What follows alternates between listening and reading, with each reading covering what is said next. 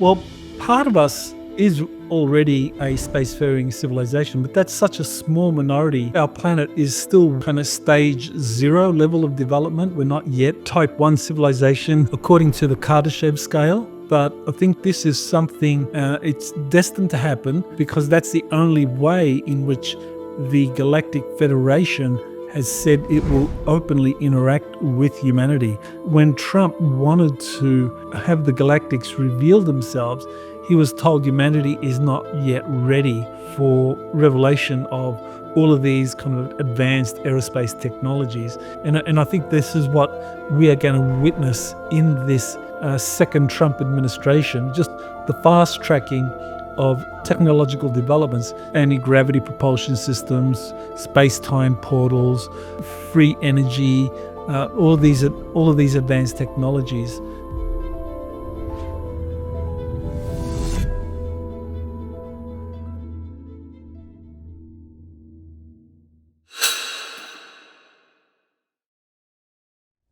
Dr. Michael Salla, welcome on Just Tap In.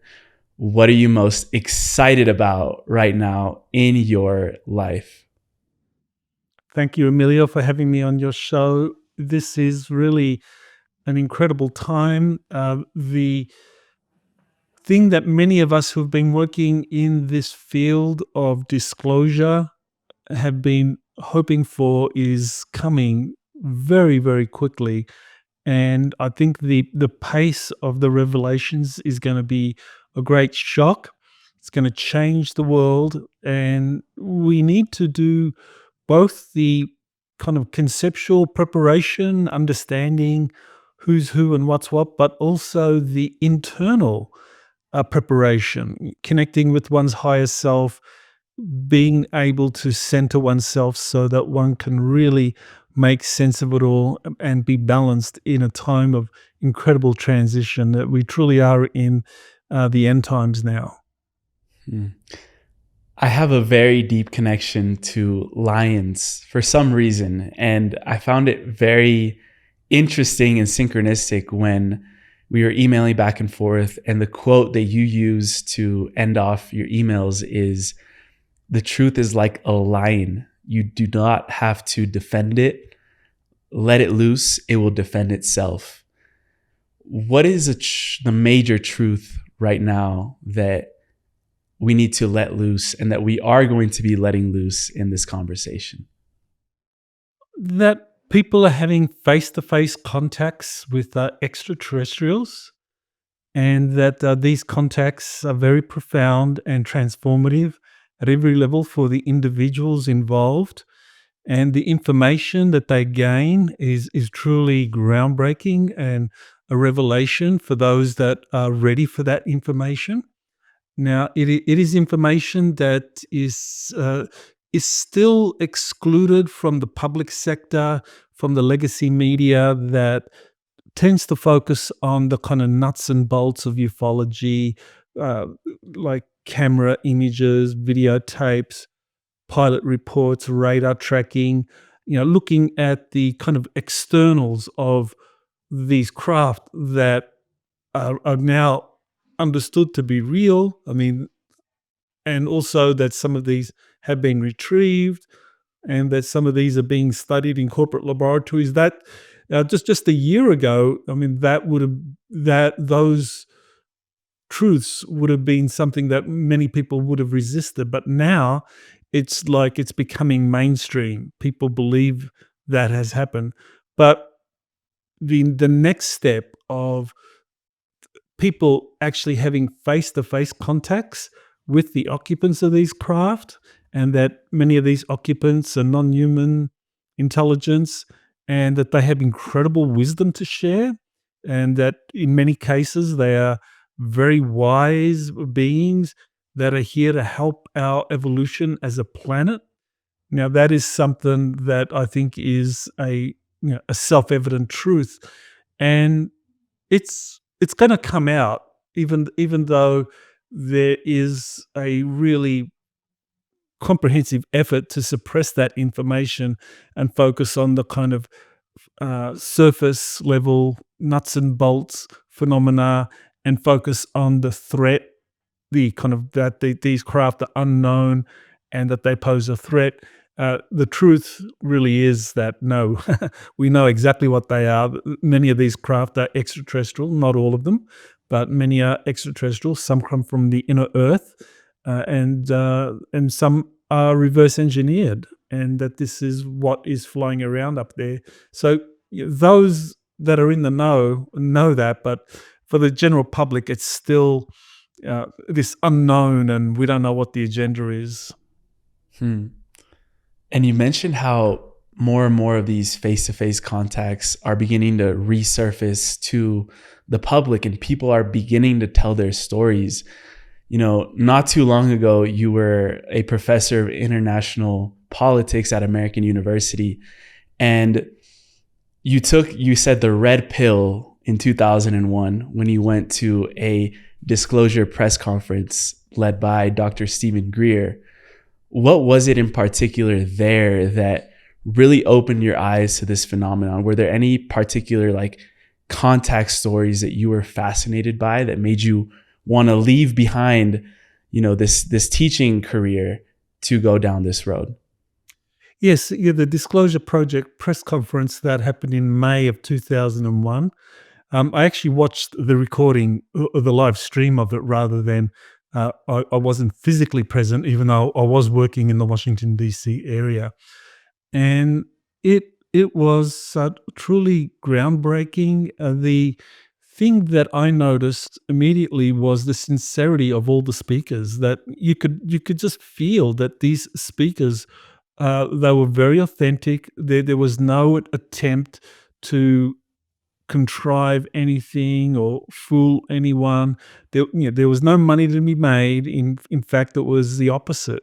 Many of these people would face consequences for coming forward, but they felt that it was important to do so, that this was like a service to humanity to just reveal the truth of what was going on. And there were many testimonies that really kind of were compelling. The one that was most compelling to me was watching Sergeant Clifford Stone, talk about his involvement in these crash retrieval operations and the emotion he felt, uh, just retelling the story. I mean, you can always tell when someone has lived through something really traumatic in the retelling of it, because the emotions are real. You can't separate the emotions from the story. So as he's telling the story, I mean, he's um, tearing up. You can see the emotions of him saying how he interacted with these beings that were in the craft. So yes, Clifford Stone's story was especially compelling, but overall, the effect on me at the time was a red pill. It was like it answered a lot of questions for me that I was looking at the time. I was a peace and conflict resolution scholar, and I just didn't feel like I was making progress in what I was doing. And after watching the Disclosure Project press conference, I realized that the answer was that there's this secret world of highly classified programs uh, doing all of these very high level technological projects that were funded off the books using money that would come in a black budget, and that the way that they could hide all of this was to kind of actually foster international conflict, or to increase it, like allow international conflicts to fester rather than resolve them. And so that to me was a big insight, a revelation. Was like, okay, no matter how much you have well-meaning people out there trying to put out the fire of intractable international conflict, as long as you have this kind of parallel system of illicit programs dealing with reverse engineering of captured extraterrestrial craft, using these black budget monies that are unaccounted for, that are just siphoned in in these ways through the Pentagon, through the CIA, then you're going to have just a just a continuation of international conflict. So that really motivated me to dig deep into exactly what it is that is being covered up and why. Hmm. And I saw that you've been nominated to be an advisor to the Trump administration on innovative technology. Let's say that right now that was the case, that you became the advisor. What would you first inform the public about regarding technology in specific? Well, I mean, in a way, I've already been doing that. I mean, there's currently 6,500 patents that have been held up under national security orders, and a lot of these patents deal with what are considered to be topics related to this kind of like exopolitics field. They deal with free energy, they deal with anti gravity.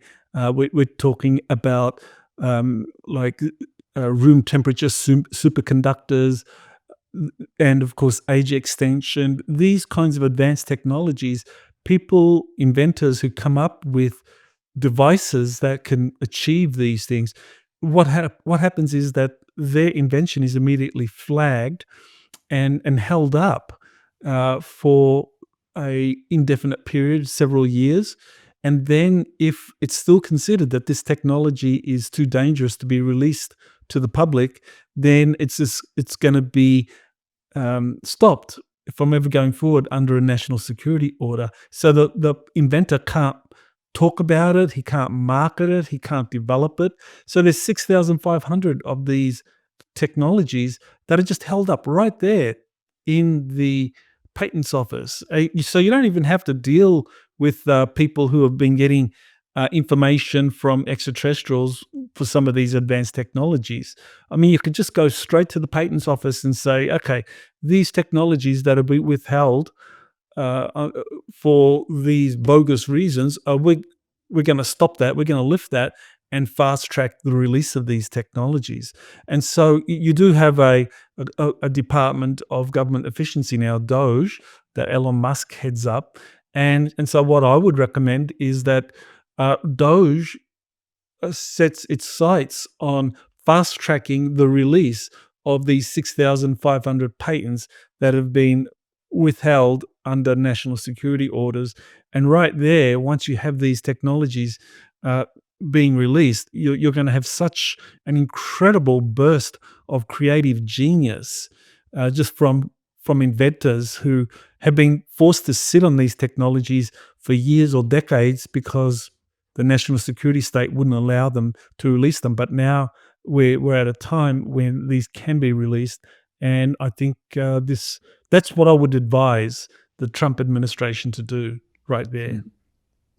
And how many of these 6,500 patents were not necessarily manufactured from a human mind, but a non-human intelligence that came in to maybe gift this technology to humanity? Well, what I've found is that there's a lot of inventors who are overlighted by extraterrestrials, so that the extraterrestrials, they're very telepathic, and so they don't actually need themselves to come down and do a patent application for an invention that they have from the ship or anything. What they can do is they can just overlight an inventor, feed him our ideas, and that inventor can then come up with the patent application or come up with the invention and try and get a patent for it.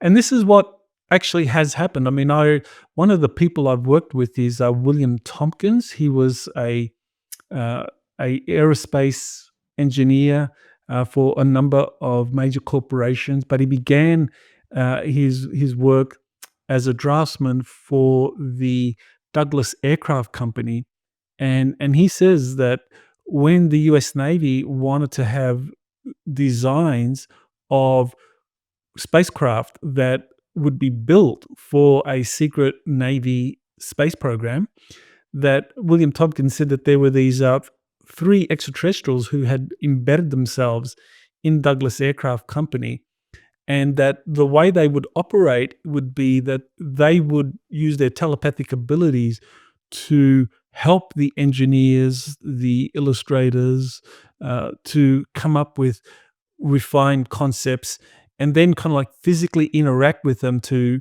uh, fine tune it. And that was going on while he was working at Douglas Aircraft Company.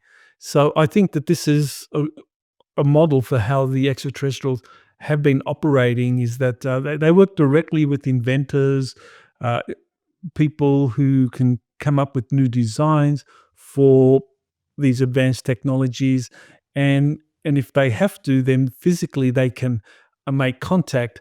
But in that sense, they're just helping the inventor or the designer refine the concept or the work in progress. Hmm. And, I'm having an interesting thought process as you're explaining that because, no matter how these extraterrestrial life forms look like, in the end, the biology is just the expression of life through evolution and how they adapted to their environment. But what really differentiates, I would say, is the consciousness and the DNA that they hold. And I know you've explained how sometimes when people come in contact with this advanced tech, it comes down to holding the right DNA and the right consciousness to be able to work with this technology. I would love to go a little bit deeper into that notion. Yeah, I think there is a deep connection between contactees and the extraterrestrials who make that contact. People often think that, well, there's no real connection between them, but if in terms of consciousness, and especially if we're talking about reincarnation, there actually is a deep connection. I mean, I've found in many cases that contactees are in fact star seeds from the extraterrestrial group that is making contact, which helps explain the connection, helps explain uh, how it is that the contactee can go on board their ships and not experience any kind of ill effects from that, because a part of them, in terms of their soul memories, already knows about the ship and the consciousness of the ship, and so I think, yeah, that's a big part of the contact phenomenon. I don't think it's necessary. I mean, it's possible for a person that maybe is not connected to an extraterrestrial group to be contacted by them and be taken up. I think that's probably rarer than you might think, but nevertheless, I think it does happen. But the end result is that it really does come down to DNA and consciousness in terms of understanding, interacting with the extraterrestrial technologies. And people who don't have that kind of DNA, that consciousness, if they try to interact with these technologies, it can be dangerous for them. And we've heard stories from the military, of people or pilots or personnel that tried to interact with UFOs, and they suffered severe injury because really, they didn't have the right DNA, the right consciousness for it. And that explains why it is that the military actively seek contactees, actively seek them to like work for them. And so you have this kind of like really bizarre situation in the United States, and I'm sure other countries, where on the one hand you have the military intelligence community who know about this UFO issue, who know about us being visited by extraterrestrials, and if you ask them in any public forum, well, what do you think of the contactees? That's, oh yeah, that's a person that's delusional, making it all up. But then behind the scenes, that very same person, they're approaching and they're saying, look, we need you to help us understand these technologies. We'd like to recruit you. And so you have that kind of like schizophrenic approach between the military intelligence community and the contactees. And that's been happening for many decades. Hello, beautiful family. Quick one today. I just wanted to take a moment to thank each and every one of you that have subscribed to this channel. Your subscription means more than you know. Even though it's free, what you're doing is you're empowering a whole channel to be able to do this every single day and continue showing up in the way that we can with all of our resources on hand. Thank you for contributing to the growth of this channel, for sharing it with the people that you love, for creating a conscious movement of individuals that are seeking the sovereignty and the divinity of their soul. This is why we're here. And if you haven't already and you're enjoying this content, I invite you now to look below on that little button that says subscribe and welcome you properly to this community. Thank you for being here. Thank you for being who you are and being pure love and radiating that with everyone that you see. Back to the episode. And not even contact with, let's say, like spacecraft crashes and that they're retrieving and working on and reverse engineering. But also you mentioned how all major nations right now are cooperating behind the scenes in the face of this extraterrestrial contact, but they're also competing with all the major nations for their ET technology. And this combination of both polarities is what really drives international politics. I think this is a space that is really fascinating to explore. If you want to go take us to the deep end on that one. Sure. Well, this is a really important part of our history as a planet, that not only do you have ancient technologies that were developed in antiquity and used and kind of like and then hidden away in pyramids or in um, s- secret chambers or hall of records. You also have extraterrestrials and cryptoterrestrials kind of openly interacting with humanity. And so this is something that all the major powers understand, and they have been competing against one another for gaining access to these technologies. Now, one of the things that has happened in the United States is because the United States was really the superpower that emerged from the Second World War, that was largely unscathed by the Second World War. All the other major powers, whether we're talking Britain, the Soviet Union, China, I mean, they were devastated by the war. And so it took them decades to rebuild, or maybe in the Soviet Union's case, they took a few years rather than decades. But nevertheless, the United States had a tremendous advantage in terms of a largely intact military-industrial complex that they could use to understand these ancient technologies that were being discovered in pyramids, Hall of Records. They could also use their industrial uh, capacity to understand and reverse engineer recovered extraterrestrial craft, UFOs, and so forth. And so what happened was that the United States got ahead of everyone else, and and this is very interesting. Is that entire fields or branches of mathematics and physics have been classified.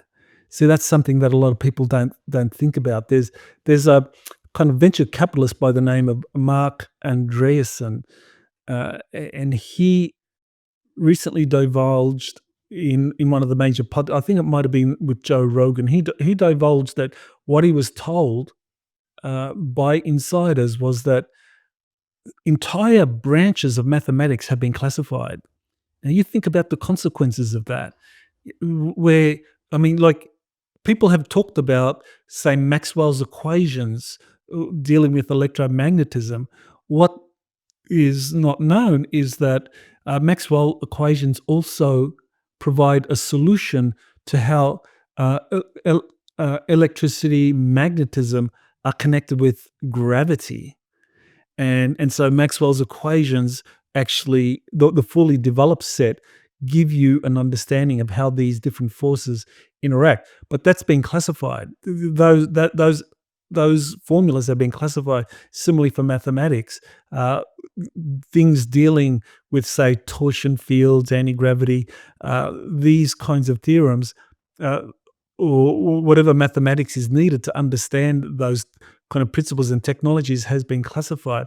So what's happened is that the United States has gotten way ahead of everybody else. Now, the Soviet Union and today Russia are kind of like have long been trying to play, have been playing uh, second to the United States, and and what I've found very interesting in terms of looking at some of the contactee cases is that again and again you have stories of the extraterrestrials making contact and saying that, well, we've dropped off our technology or we've kind of like shared information with the United States. We have to do the same now with the Soviet Union. And so so there was always this effort by visiting extraterrestrials to balance the great powers, to make sure that they didn't just help one side kind of like augment its lead over the others. But nevertheless, the United States was ahead. The end of the Cold War led to uh, the Soviet Union's collapse and Russia's kind of like spending more than a decade trying to recover from that collapse, which meant that the United States just got much further ahead, and China is now playing catch up. China is now probably the second most proficient power internationally when it comes to kind of like having in their possession and understanding extraterrestrial technologies, but they're still way behind the United States. And so this is a big factor that we need to keep in mind for the future. That even though on the surface, United China has surpassed the United States in terms of the number of ships it has in its navy, and the Chinese Air Force also is about to, if it hasn't already, surpass the U.S. Air Force in terms of the number of airplanes, jets, and so forth. It's in arsenal, uh, but those are kind of like open source technologies. It's it's the secret space programs where you have the most powerful technologies, and the US is still the number one when it comes to that. I feel like you're reading my mind right now because I'll think of a topic to go down and then you go on to it. One that I really wanted to ask about is regarding the secret space programs and the ones that you have discovered that you feel are having most of an influence right now with regards to our contact and connection communications with these extraterrestrial races, non-human intelligences that we face. Yes, there's a number of secret space programs in the United States. I mean, you have different military services and also the intelligence community having their own programs, and then you have corporations with their own programs as well. So it is very convoluted, especially when you look at the overlap and the fact that the Navy will employ contractors to build craft for it, and the Air Force will do the same. But I think the U.S. Navy's secret space program is probably the one that is going to be most impactful for humanity's evolution as a planet, because I think they're the ones that have the deepest understanding of exactly what is out there in terms of like extraterrestrial life, what the true exopolitical dynamic is between different extraterrestrial civilizations. I mean you have all sorts of stories, people arguing over, well, the Greys and the Draco reptilians, they're the bad guys, and the Nordics from the Pleiades and the Andromeda and Arcturus and so forth, that they're the good guys. And that at a level, it's very general, because you're always going to have factions within these different groups, positive and negative factions. And so this is where I think the US Navy has the most experience, and they have been interacting with different extraterrestrial groups, both inside and outside of our solar system, ever since the 1970s and 1980s. That's when the first fleets, the Navy's Solar Warden program, that was deployed in the early 1980s. And so, and ever since, the Navy has been doing these deep space missions, um, doing something similar to the Star Trek thing of like boldly exploring new worlds, going where no man has gone before. The Navy has been doing that for decades now. So they've acquired a lot of information. The US Air Force, they have their own secret space program, but that's been largely confined to the kind of cislunar region. So it's really been all about ensuring that the Earth is protected and monitored, and that anyone arriving is tracked, and of course establishing a base on the moon and observing all of that that's occurring there. That's been the Air Force's kind of chief responsibility for decades now. But of course, the Air Force has recently given birth to the Space Force as a military service under the Department of the Air Force. So Space Force is in the process of incorporating all of the assets that were previously used by the Air Force Secret Space Program. And and eventually what's going to happen is that the Navy's Secret Space Program and the Air Force's Secret Space Program, or what we now call Space Force, they will eventually merge into a unified Department of Space Force or something along those lines. So I think that's the nature of the militaries in the United States and their secret space programs. You also have an intelligence community space program that's run by the CIA and the National Reconnaissance Office, and that is very well funded, but totally secretive, and it's outside of the military chain of command.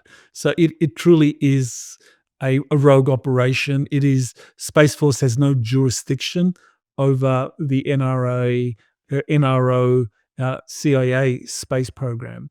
And then you got the corporations with their own programs, and it's all proprietary.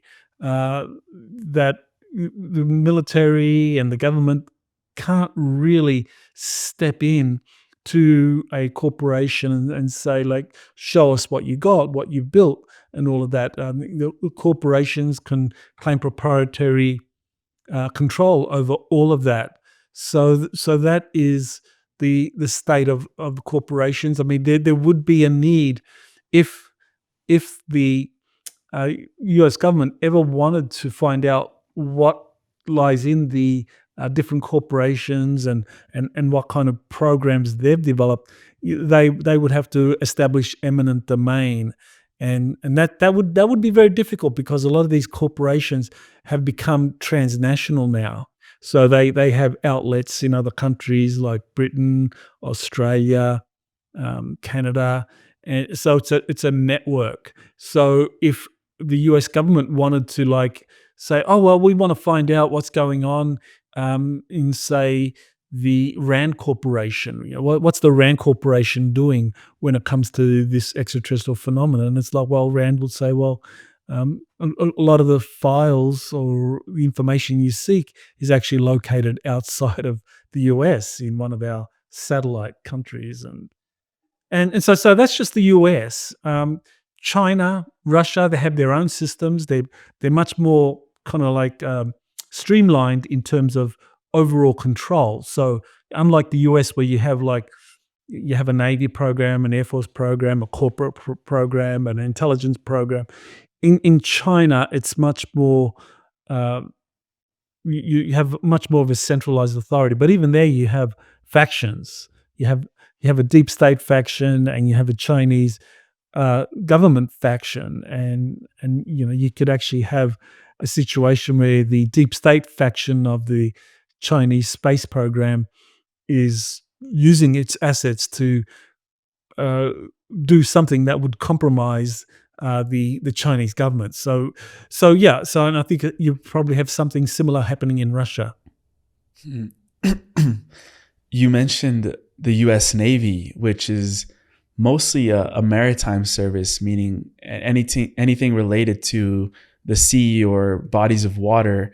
That brings us to Antarctica, and I know you've done a lot of digging, researching, and exploring around that. What do you feel the U.S. Navy and maybe other countries, major nations, have discovered in that space on Earth that is mostly uninhabitable and that we don't really know what's over there? Right. Well, on the surface, Antarctica is pretty much uninhabitable, apart from these research stations that are built in places like McMurdo, where they might last year round. But by and large, it's pretty much uninhabitable. But when you go beneath the surface, you go beneath the ice sheets, and the ice sheets can vary. They can be like between 2 to 3 miles deep in places. But when you go at that depth, when you go down, what you find is that there's a lot of habitable regions, and this has come to light kind of like over the last uh, 10 years, really, that underneath Antarctica lies the world's most active volcanic fields. Now, you think about that. I mean, previously, what was thought to be the case was that the most volcanic area on the earth was in East Africa. But what they've found is that there's well over 100 active volcanoes under the Antarctic ice sheet. And so what that does is that with the steam, the heat, the energy, it creates these habitable zones, these caverns, these large caverns, these tunnel systems, because we're talking about seismic activity creating lava tubes and so forth. So Antarctica is just filled with underground caverns and tunnel systems, and also there's a water supply, a fresh water supply down there, underneath all of the ice. So you have all of the conditions for sustaining large populations under the ice cap. And according to my research in Antarctica's Hidden History, and you mentioned that book, it was the Germans during the Second World War that discovered this, or that they were given this information about what truly lies underneath the Antarctic ice sheets. And so that's where they built their Shangri-La under the ice. And there's quotes. Admiral Karl Donitz talked about an impregnable fortress under the ice that had been built for Hitler during the Second World War. So this was something that the Germans developed during the Second World War, a presence in Antarctica. And at the end of the Second World War, the Germans relocated all of their top flying saucer prototypes, their most completed aerospace programs and weapon systems, and they sent a lot of personnel to South America and Antarctica, and they built it up into a very powerful force. And so when the US and Britain tried to kind of like overrun the Antarctic German base 211, when they failed to do that, then they made deals, and that was the next phase of this kind of like a Fourth Reich that had been created. That there were deals made with the U.S. military-industrial complex, and those deals meant that the German space program operating out of Antarctica got a great boost in terms of men and resources that could be used for their deep space missions or their colonization efforts on Mars.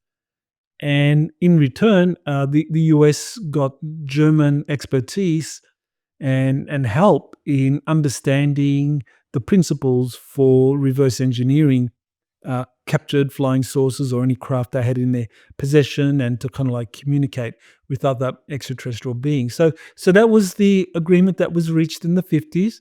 And in the 50s and 60s and so on, those agreements just became more expansive.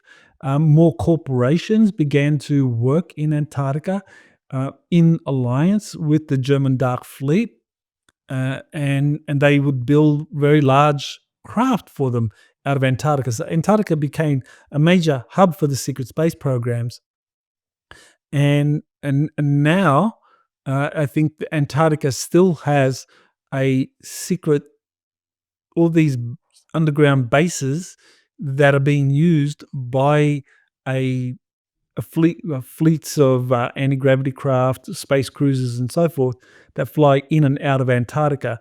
Now, the German involvement in Antarctica has, according to the information that I've been getting, that's pretty much dropped away. So it's no longer the Germans that are in control of the Antarctica bases.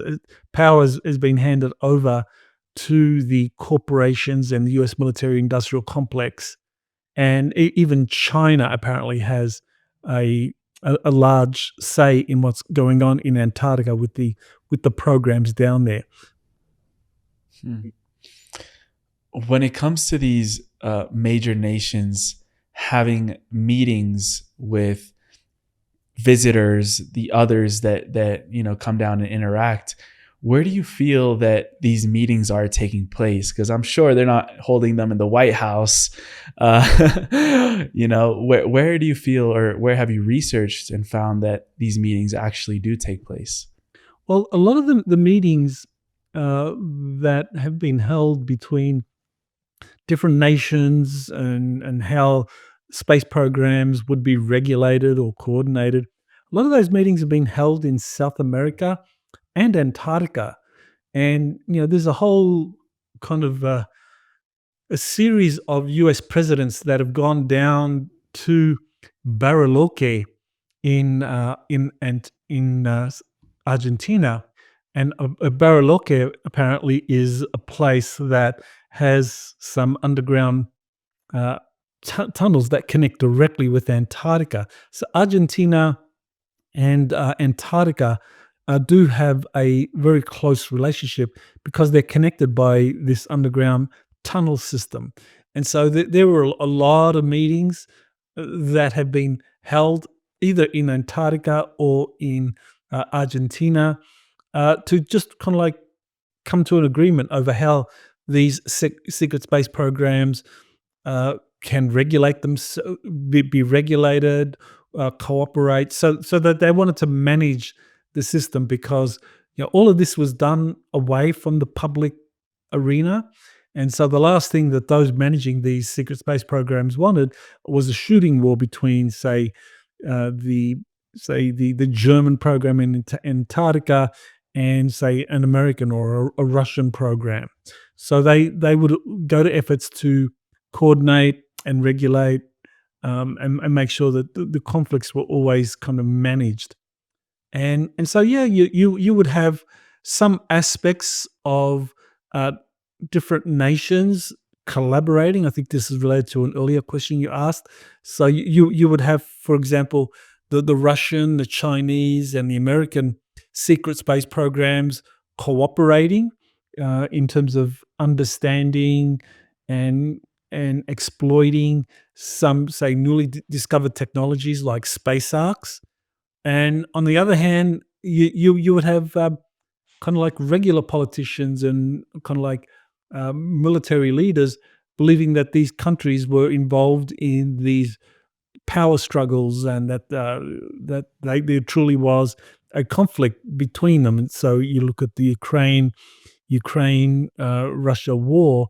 Now there's an element to that which involves these space arcs. Well, when it comes to space arcs, there's been a lot of cooperation between the Russians, the Americans, and the Chinese. Now, if there is a space arc in this area of Kherson of Ukraine, of the power that has control over the territory where that space arc is located would have more influence in how those kind of technologies are exploited and used. So yeah, that's part of the kind of secret exopolitical perspective on these major international conflicts. Hmm. And just to give us a deeper model of understanding, what are these space arcs that you're referring to? The space arcs, they are very large motherships that arrived on Earth in antiquity to help seed uh, succeeding human civilizations. Now, my sources have said that there have been up to 22 genetic experiments on the Earth, and that there's approximately 24 extraterrestrial civilizations that are involved in these seeding experiments. So they are largely from another galaxy. I mean, they're part of what some call a kind of intergalactic confederation, and that they come and that they seed a civilization. A good example is Atlantis. Okay, so Atlantis is a civilization that many people are familiar with because of Plato's um, dialogues. Now, a space arc was used to seed the initial Atlantean civilization, and that space arc belonged to a group of these seeder extraterrestrials called the Alteans.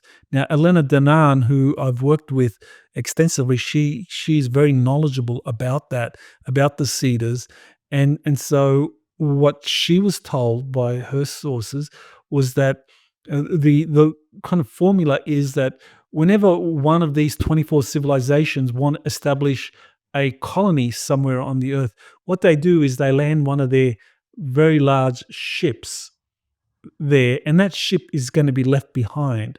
And that ship will have two purposes. One purpose will be to seed a new civilization. So this new civilization will kind of like emerge. It will use some of the cannibalized technologies from the Cedar ship to kind of like fast track its evolution as a civilization.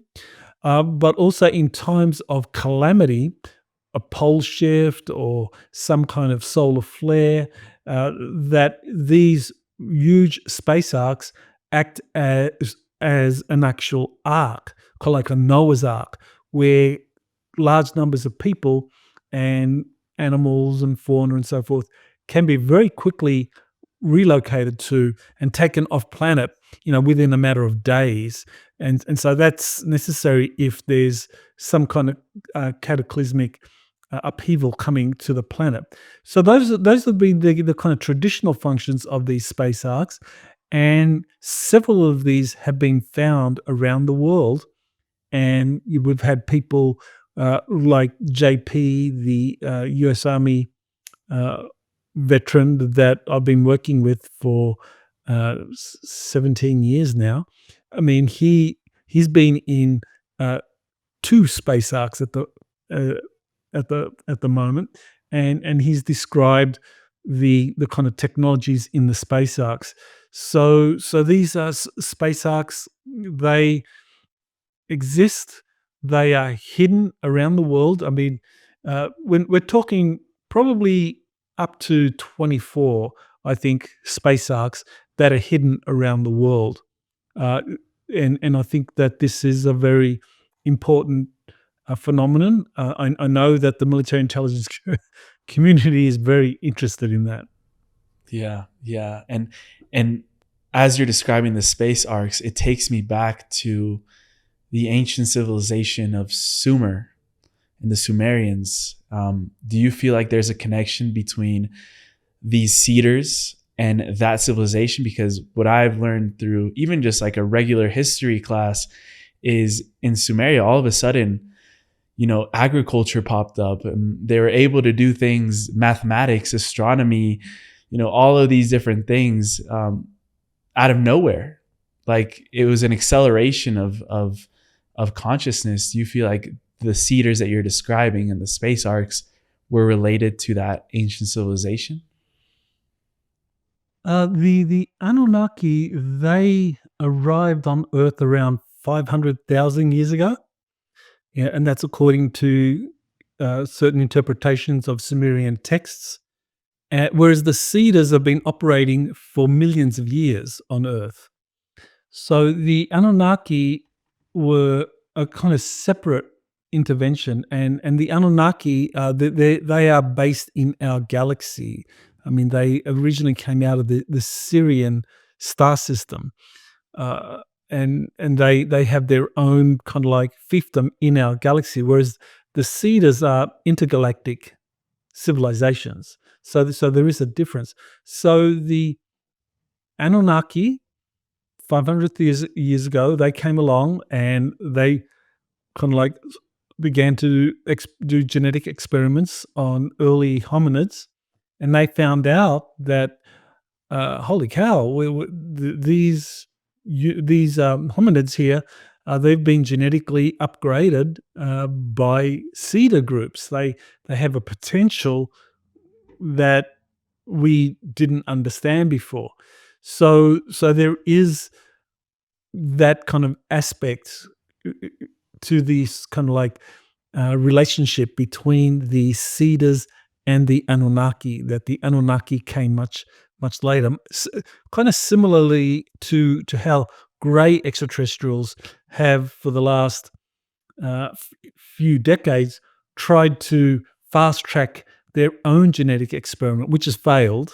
It hasn't succeeded, but they tried it anyway. So the Anunnaki, they did establish a genetic experiment that's based in the lands of the Middle East, Sumer, and adjacent areas. Were where this kind of Anunnaki civilization, I think, kind of flourished. That was their power center, and the Anunnaki were very territorial amongst themselves. There would be a lot of competition, and also there would be other cedar colonies around the world that would be in competition with the Anunnaki. So I don't think it was just the Anunnaki controlled the entire planet. I think they controlled this area around the Middle East, Sumer and Iran, uh, and the Palestine or Israel area. Those areas were where the Anunnaki operated. But as you went towards Europe and Asia, there were other extraterrestrial civilizations more connected to the Cedars that operated there. Hmm. Elon Musk's SpaceX announced that they are going to try to send humans to Mars by 2028. What do you believe that if that happens and we do land on Mars, what do you think we'll discover about Mars, space, maybe even the moon? What do you feel we'll discover? Well, that's a really important development. I mean, Elon Musk uh, talked about his plans to send his starships to Mars. I think 2026 would be the first landing of the Mars of unmanned Mars starships, and that would set the scene for eventual arrival of colonists in 2028, as you just mentioned. And I think that the goal of this is to really fast track the disclosure process where information, the truth about Mars, the truth about some of these advanced technologies that use anti gravity, portals, use torsion field physics, that these kind of like very advanced exotic propulsion systems, they're going to be released in some way that makes it possible for space programs to be able to arrive at their destinations far more quickly than they could with rockets. So, for example, it would take a starship, I think, as much as about 9 months to travel to Mars from Earth. You know, when Mars is kind of like in close to the Earth relative to their orbits, it'll take about 8 9 months to get there. But if a ship uses some kind of anti-gravity propulsion system or something along those lines, the travel time can be cut to like just a few days or even hours. So I think what is happening with this whole kind of push to get to Mars is that in the worst case scenario, uh, there's no release of all of these exotic technologies, and Musk gets to Mars and establishes a colony there using his reusable rocket technologies, where the Starship, they just send up hundreds of starships to Mars, and there's always like a dozen or so starships en route to Mars with supplies and future colonists and so forth. But I think in the best case scenario, what will happen is that the establishment of colonies on Mars will kind of really fast track this technological revolution that we're going to go through, where all of these previously suppressed technologies that make it possible for kind of like interplanetary travel to be much, much quicker, much more efficient, and much, much cheaper. So I think we're going to witness all of that unfold, and the Mars colonization plan that Musk has come up with, I think, is a way to make that happen. And from what I heard about what you were describing around Mars, is that it wouldn't be the first colonization effort by humanity to go there. And you mentioned a lot about the Germans. What was their role also in past years trying to go to this planet? Well, we do know that the Germans were able to develop some of these advanced flying technologies, flying saucer technologies using exotic propulsion systems. Like they had an anti gravity propulsion system. They also had a tachyon propulsion propulsion system. Now, what exactly are tachyons? Well, they are faster than light particles, which would enable uh, someone that has developed a kind of tachyon drive to be able to travel not just to distant locations, but also to manipulate time in the process so that you actually arrive at your destination before your departure. And so this is what would make interstellar travel possible.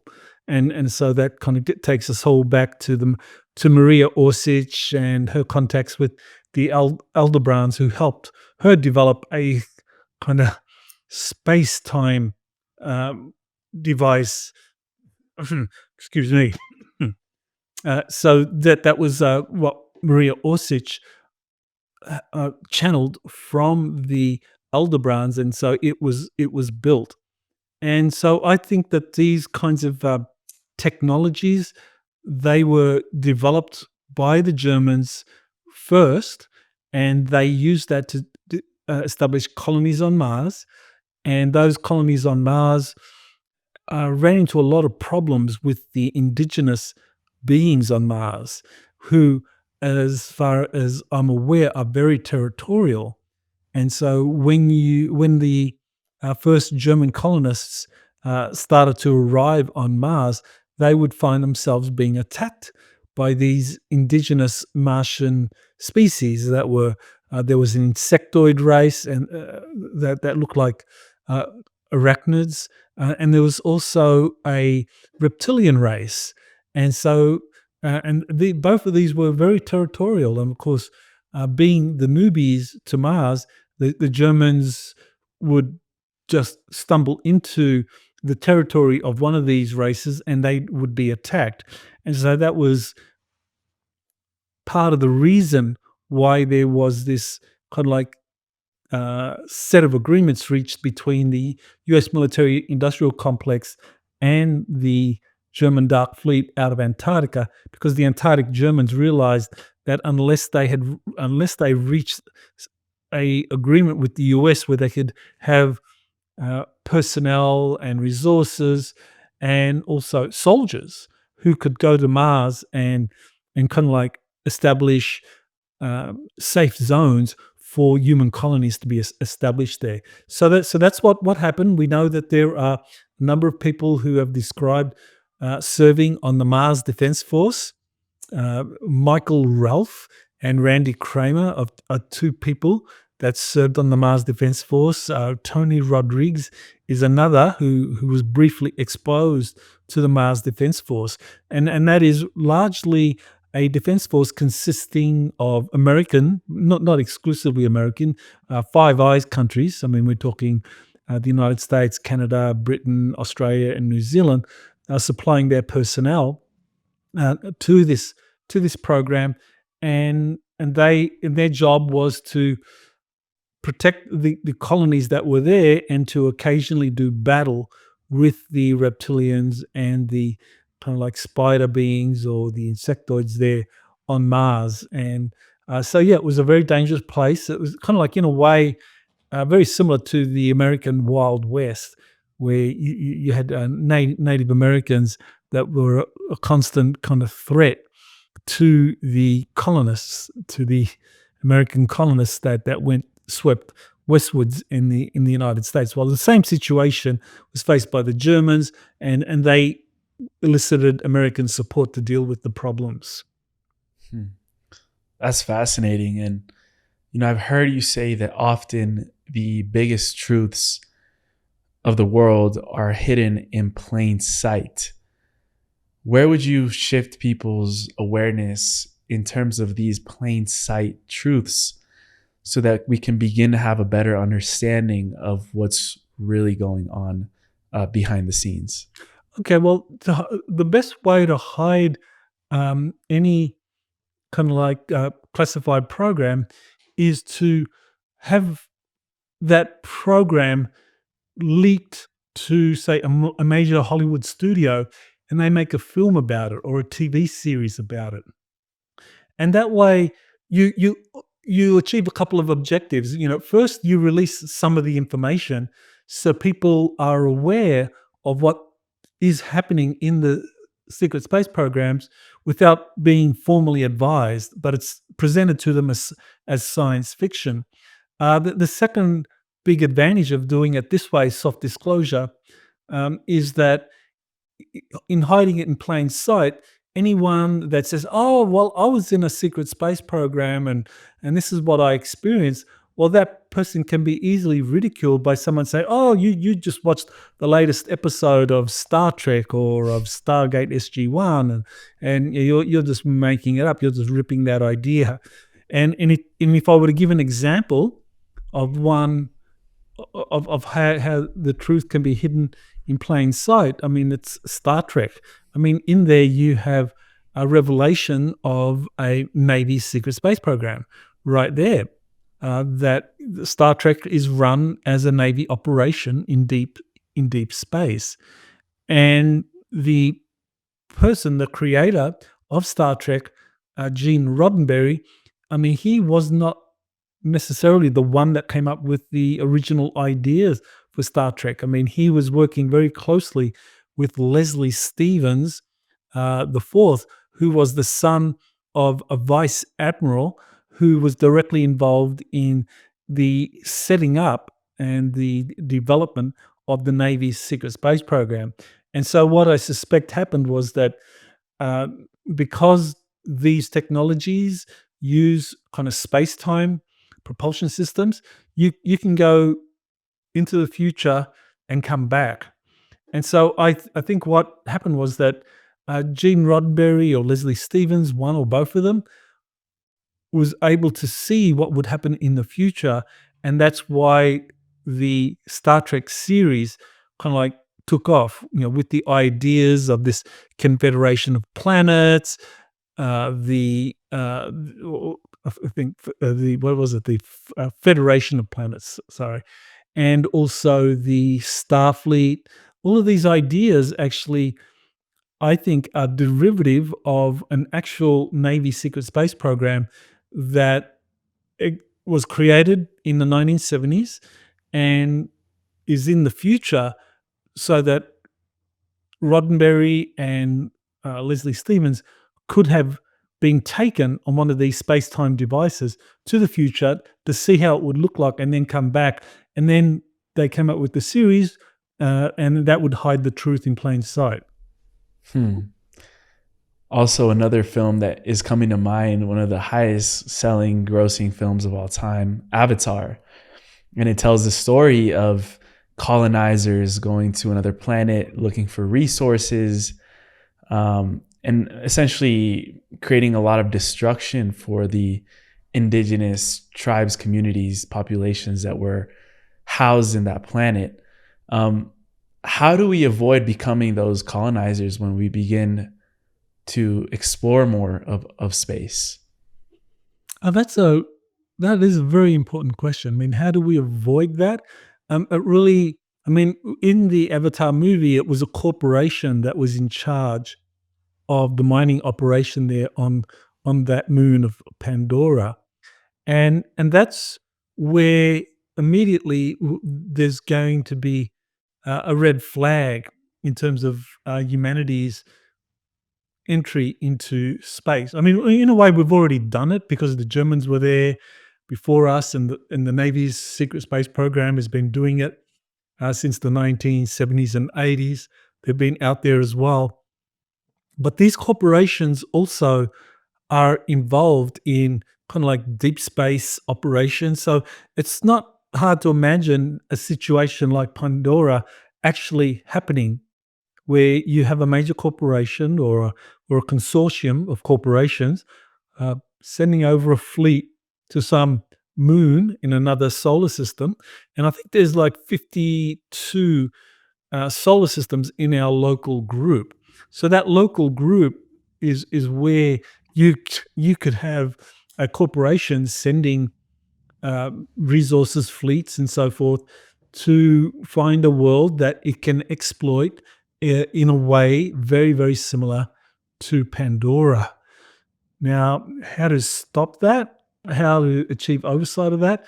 Well, that's where you're going to have to deal with the tricky question of how does a say a military organization like the US Navy or the Space Force kind of deal with a transnational corporate entity with its own fleets of spacecraft that it can send anywhere for whatever project it deems possible. I mean, how do you rein that in? How do you stop that?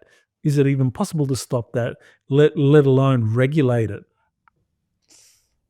Very tricky territory. And I guess my question there is, we've heard a lot of talk about a galactic federation, and Professor Haim Eshed revealed that, this federation exists. We've also had channelers come on the show that have talked about the Galactic Federation. Where would they step in if humanity becomes one of those colonizing races? Is that even part of their, business, for lack of a better word, to stop that? Or what do you think is the intentions behind this federation, in terms of helping us become an interplanetary civilization, if we're not already? Mhm.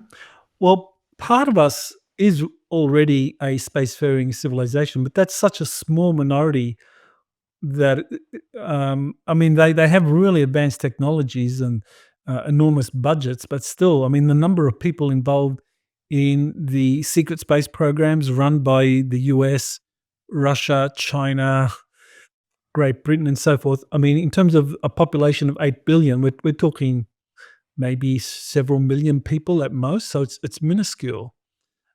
So by and large, our planet is still one that is in this kind of stage zero level of development. We're not yet at at, at level one development or a type one civilization. Pardon me. According to the Kardashev scale, that we have yet to achieve that. Uh, but I think this is something that will be happening. It's destined to happen because that's the only way in which the Galactic Federation has said it will openly interact with humanity. And that was what Haim Eshed said, uh, that when Trump wanted to have the Galactics reveal themselves, he was told humanity is not yet ready for revelation of all of these kind of advanced aerospace technologies. So it meant that we needed to develop more of them. And I think this is what we are going to witness in this second Trump administration, just the fast tracking of technological developments so that the kind of like America and other countries can become openly spacefaring civilizations using things like uh, anti-gravity propulsion systems, space-time portals, free energy, all of these advanced technologies. So I think that's the goal, and so that way the Galactic Federation can reveal itself. Now, this is where it becomes a little tricky. I know there's a lot of people out there that talk about the Galactic Federation of Light and the Galactic Federation of Worlds. Now, as far as I'm aware, and I wrote a book about different galactic organizations, uh, there is a galactic federation that is kind of like pretty much what Elena Danan describes. It's very interventionist. It has a kind of a prime directive, and it will intervene, and it has been seeking allies amongst humanity for this kind of wider galactic war against this Draco reptilian empire. Now, historically, there was another organization which was called a confederation. That's been called the Confederation of Worlds. The raw material talks about the Confederation of Worlds. Others also talk about the confederation. The South American contactees talk about a confederation, which is a much more spiritual organization, which is not interventionist at all. Their approach is to raise consciousness, and so it's just a very different set of operating procedures. I mean, they recognize that there are these nefarious extraterrestrial groups who have done enormous damage on Earth, but rather than adopting a strategy of like, well, let's like the Galactic Federation is like, well, let's do battle with these nefarious races and drive them away. They're doing a lot of evil acts. The Galactic Confederation will be more kind of like reflective about, well, what is it that humanity does that attracts this negative intervention? So they're kind of like space Gandhians, if you like. You know that Gandhi, Mahatma Gandhi, he famously said, "Well, why don't you um, declare the British imperialist infidels and we'll go to war against them?" And he said, "Well, no, the British, they're just holding a mirror to our own injustice against one another. Once we deal with the injustice we commit against one another, then the British will drop away." So this is the approach of the galactic, or this is the approach of the kind of galactic confederation, if you like, or the federation of planets. Sorry, the confederation of planets. Now, people talk about the federation, the Galactic Federation of Light, and to me, that's an oxymoron because when you look at the raw material, they made it very clear that a federation is something that's united with a kind of centralized military hierarchy like the United States. A confederation is more decentralized, kind of like the European Union, where the European Union doesn't have an army, a common army. They're talking about it, but up until this point, the European Union doesn't have an army because it's a confederation of states. So the confederation of planets, it's decentralized, and I think, and one of the things that the raw material pointed out about the Confederation of Planets was that it's a unification of worlds that come together for a common cause, and that they are united by the pursuit of of that common cause. But once the common cause evaporates or is achieved, then that confederation will kind of like, well, not so much cease to exist, but its functions will be achieved. So yeah, so I kind of think that the idea of a galactic federation of light is an oxymoron, and I don't think it really exists. Hmm. I've heard you talk about that there's a deep connection between exploring space and freeing humanity from disease. What do you feel is the link there?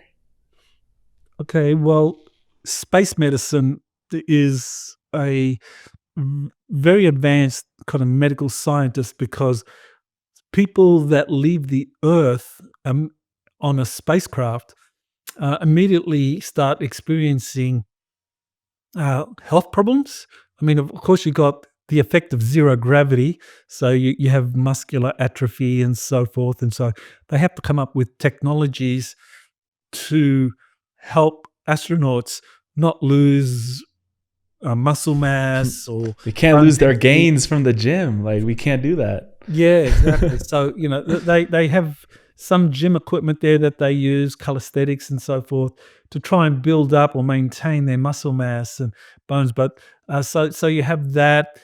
You have also the Schumann resonance. I mean, our body is attuned to the Schumann resonance. So if you're away from that, then your body will start to suffer. It will deteriorate, because our cycles, the circadian rhythm of our sleep, wakefulness. I mean, that's all determined by cycles of day and night, the Schumann resonance, and so forth.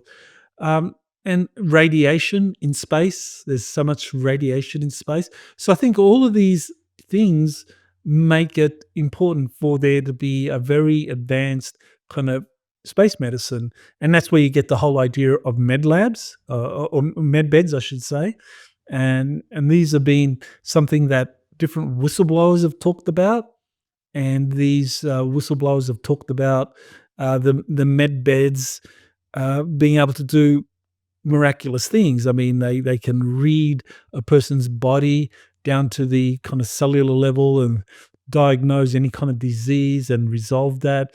They can restore health, age even. I mean, it's a way of maintaining youth and vigor, which would be important in space. If you're on a deep space mission that might last 10 years, 20 years or so, then you probably need to have some kind of medbed technology there for people, because especially for senior officers, as they age, they're going to start physically degenerating. So I think that's probably the thing that I hear the most about in my exopolitics research is like, when are they going to release the med beds? Because I think most people on Earth are very interested in these advanced healing technologies, because either they themselves or their loved ones has some kind of severe health issue, and so med beds would be a way to resolve that.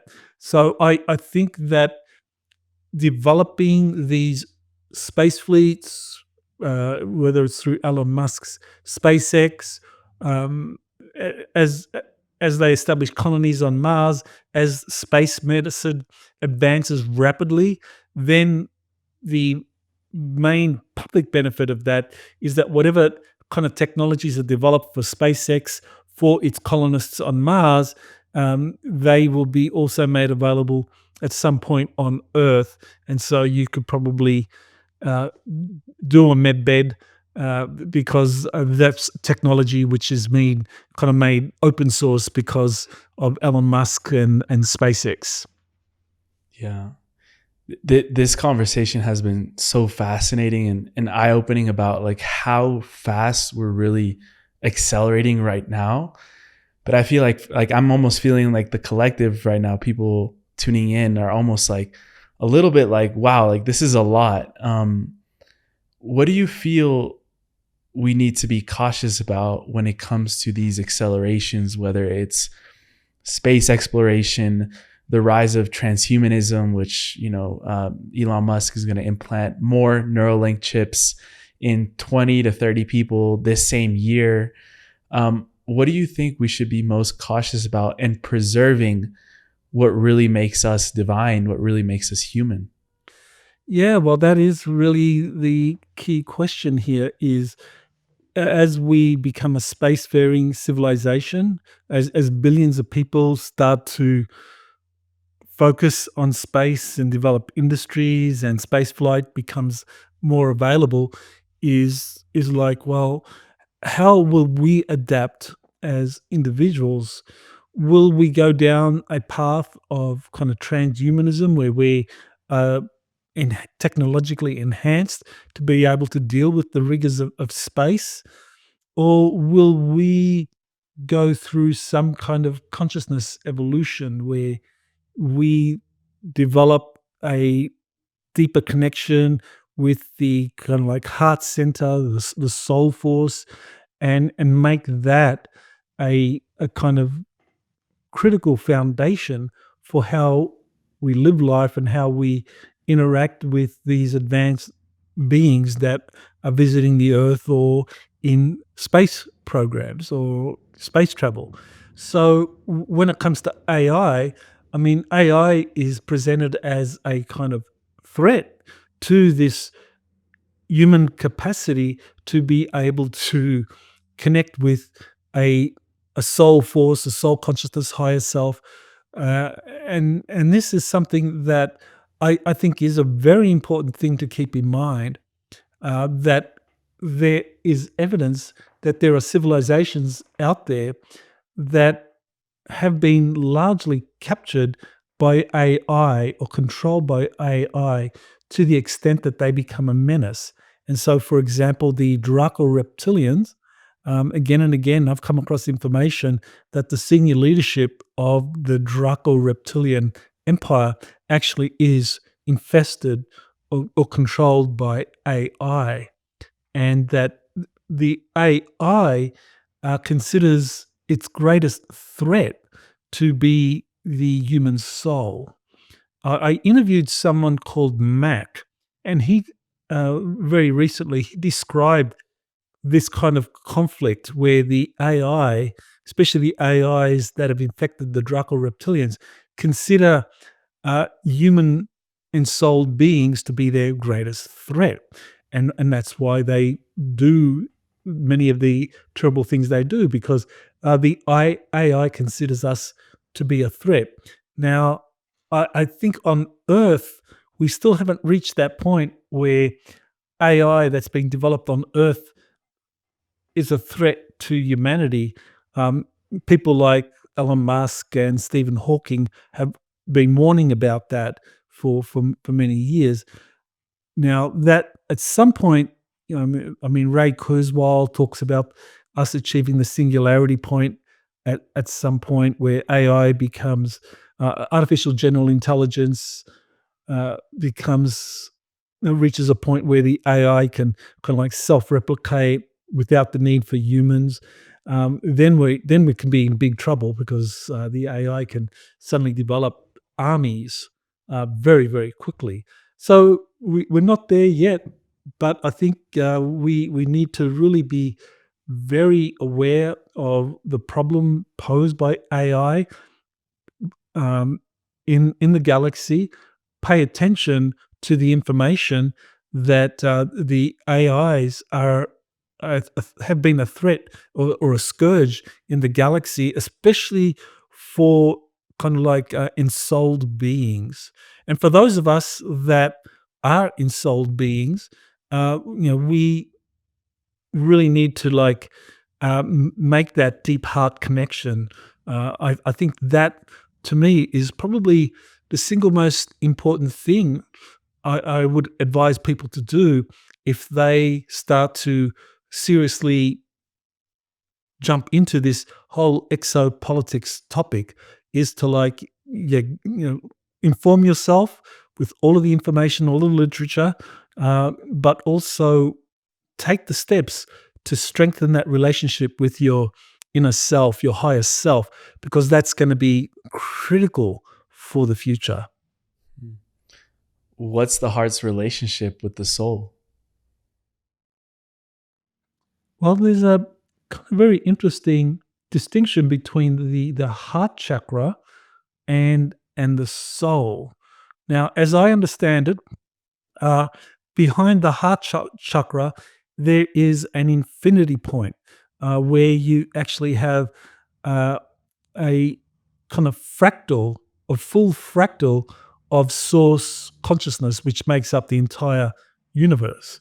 And so within us is, I mean, to put it bluntly, God is within us. That this is source energy is within us, represented as a full fractal. So that's the kind of infinity point in the heart center. So, in connecting with the heart center, you're connecting with this consciousness and you're connecting with this kind of universal consciousness. And that has tremendous power, tremendous wisdom, and can help us make more informed choices about how to live in this rapidly changing world as we have AI, transhumanism, extraterrestrials, crypto-terrestrials, secret space programs, which for the normal person is just going to be mind-blowing and create tremendous insecurities. But if you're anchored in your heart center, in this, and I would say that the soul and the heart center are the same thing. I would distinguish that from the heart chakra, which is an energy vortex that that can be used for generating kind of like, positive qualities. But I think the heart chakra and the heart center are very different things, and the Mm, soul. yeah. And a teacher of mine, Dr. Joe Dispenza, says that the mind thinks and the heart knows. And in the beginning of this conversation, we talked about your experience in 2001, being exposed to all these testimonies and whistleblowers, and you were following a feeling and a feeling of truth. And I always say, I know truth by the way that it feels. So really encouraging people to, while they're exploring all of this space, to follow what feels true to them and discard what doesn't, because it there's a difference between discarding something that we don't agree with in our mind and our ego doesn't agree with because it doesn't align with our viewpoint of the world, and actually being able to stretch our heart enough to encapsulate all different truths in one single space. So I really love that we ended it on talking about the heart, the soul. Dr. Michael, we end every show with a segment called the final trio, which are little questions that we ask at the end. Before going into that, where would you send people to connect with you, your work, all of the explorations that you're doing? Where would you send people into your universe to go even deeper down the rabbit hole with you? Well, people can just go to my website, exopolitics.org, and there you'll find links to all of my podcasts. I do regular webinars now, and I do have books. I think I have now, 14 books that deal with secret space programs and exopolitics, so people can read a variety of topics.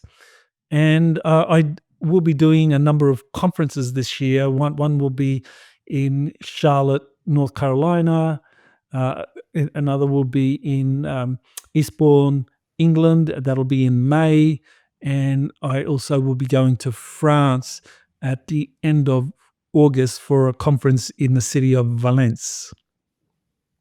Valence. Oh, in France. I thought in Spain. Valencia.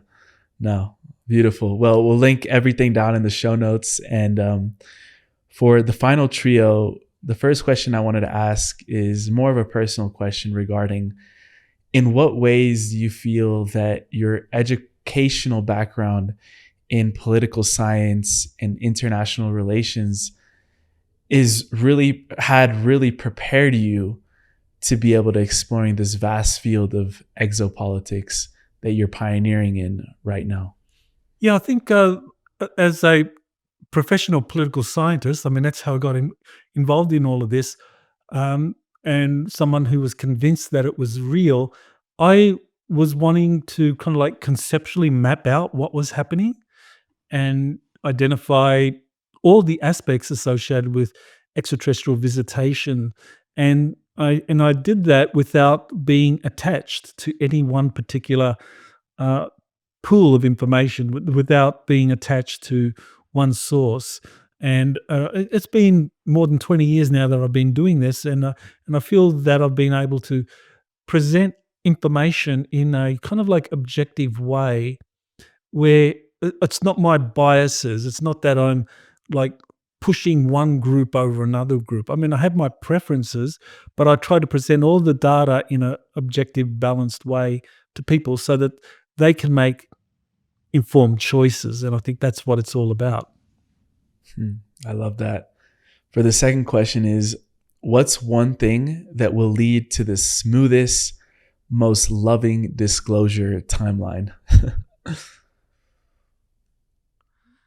Yeah, I think the internal work, I would go for that. I mean, because the connection we establish with our inner self, or our higher self, with that fractal source embodiment of the universe, the relationship we establish with that is going to mirror in some way the disclosure that's happening all around us.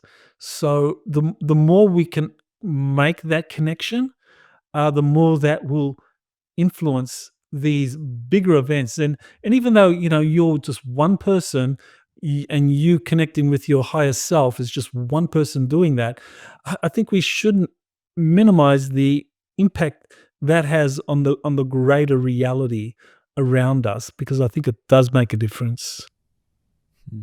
Beautiful. The last question that we ask at the end of every show, we call it the time capsule question. And it requires us to travel out a little bit into the future, just like the creators of Star Trek did, around 20, 25 years down the line. And I chose out those time frames because I believe that's going to be a time in history where the current young generations of today will be stepping more into leadership positions around the world. And just like any great leader, great leaders had great mentors, great sources of information, great tools, great resources, things that prepared them to be the greatest leaders that they could be in their full potential. So you were given the opportunity to leave behind a time capsule that the young generations of today will open in 20 years down the line. And when they open your time capsule, they will be equipped with anything that you would like to leave behind to help and assist them into leading the future in the golden age of humanity. It doesn't necessarily have to be anything physical. It could be just maybe a simple word. I've had poems, books, anything that you feel would best equip them inside of the time capsule. What would you leave behind? I would leave behind just a simple message: know thyself. That to me is what is critical, knowing thyself, rather than achieving the satisfaction of your wants. I think that would be the message. Seek to know thyself. Beautiful. Dr. Michael Salla, I could feel how much dedication and reverence you do this work with. And that's why I was attracted to your work and your messages and all the research that's behind you. I can see all the books. Like, I'm sure you've read every single page of that book, and you are a living source of wisdom and knowledge. It's such an honor to be holding space for this conversation. I hope we get to do many, many more of these and continue collaborating to bring all these truths out in the world. Thank you so much. Thank you, Emilio, for having me on your podcast. Of course.